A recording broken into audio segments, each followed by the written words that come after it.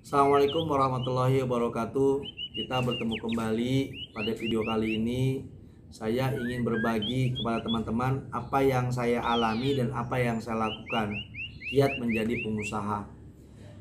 Kalau saya membagi dua, dunia dan akhirat, atau akhirat dan dunia, ini sama-sama berjalan seiring waktu, atau sama-sama berjalan, atau sama-sama seimbang, ya. Yang kita bahas yang pertama, yang akhirat dulu ya teman-teman. Akhirat itu ada tiga, ya. Yang pertama, kita beribadah kepada Allah Subhanahu wa Ta'ala, ditambah sunnahnya sholat duha dan tahajud. Yang kedua, yaitu kalau kita masih memiliki orang tua yang masih lengkap ataupun yang tidak, sayangi mereka, bahagiakan mereka, buat mereka tersenyum.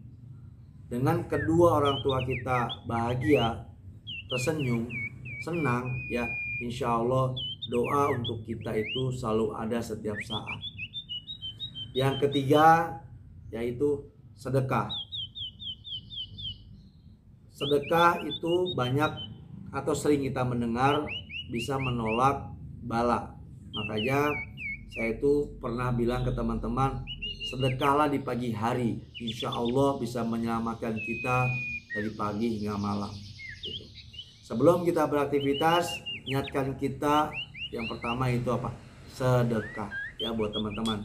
Silakan teman-teman boleh coba, ya boleh lakukan, karena saya sudah mengalami dan melakukan.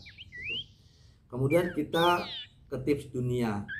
Tips dunia juga ada tiga teman-teman, ya teman-teman boleh catat. Yang pertama, kita harus memiliki mimpi. Supaya apa? Ada tujuan apa yang ingin kita capai, ada tujuan apa yang ingin kita raih. Itu ya, itu kalian catat dalam buku harian kalian, dalam buku agenda kalian, ya. Maaf ada yang batuk karena kita di dalam lingkungan padat, ya, yang seperti video-video sebelumnya, ya.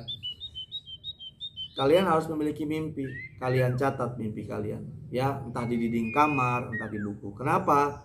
Manusia itu pasti memiliki fase jenuh, ya, pasti memiliki fase kemalasan.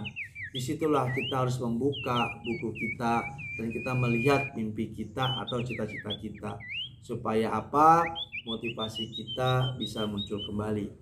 Kemudian tips yang kedua, hidup disiplin dari bangun tidur sampai tidur kembali. Disiplin itu untuk melatih diri kita menjalankan semua aktivitas, yaitu harus disiplin supaya muncul apa? Rasa profesional serta tanggung jawab. Itu.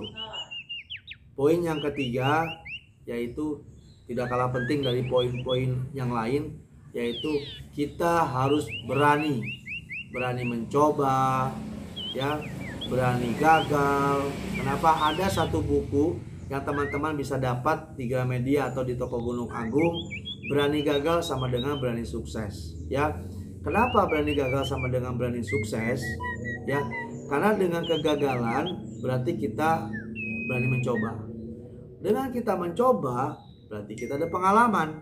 Nah, teman-teman ingat kan, ketika kita mencari pekerjaan yang ditanya apa? Pengalaman kamu apa? Pengalaman kamu di mana? Kamu sebagai apa? Gitu. Nah, dari situlah kita harus bisa memulai, atau dari saat sekarang lah kita bisa memulai untuk teman-teman berani mencoba. Ya, sesuai tema giat menjadi pengusaha. Ketika teman-teman di pikiran atau di hati, ya, ingin menjadi pengusaha, lakukan dari sekarang. Mumpung kita masih muda.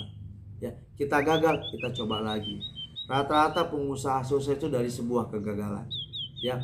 Terkadang kita sebagai pemuda tidak berani mencoba, cuman konsultasi, cuman minta saran, cuman minta pendapat, tapi akhirnya karena yang memberikan saran ini kita bingung untuk memilih saran yang mana. Tapi boleh teman-teman coba lakukan. Ada yang mau dagang gorengan, buka gorengan. Ada yang mau buka bakso, buka bakso. Yang penting kalian sudah berani. Kenapa? Dengan kalian sudah berani buka, berarti kalian sudah satu langkah daripada teman-teman kalian yang belum melakukan apa-apa.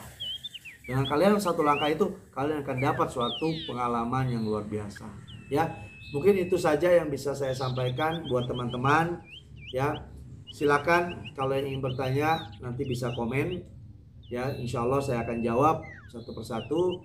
Ya, atau bisa WA ke nomor saya ke 0812 871 71323. Kita bisa diskusi, kita bisa sharing tentang usaha.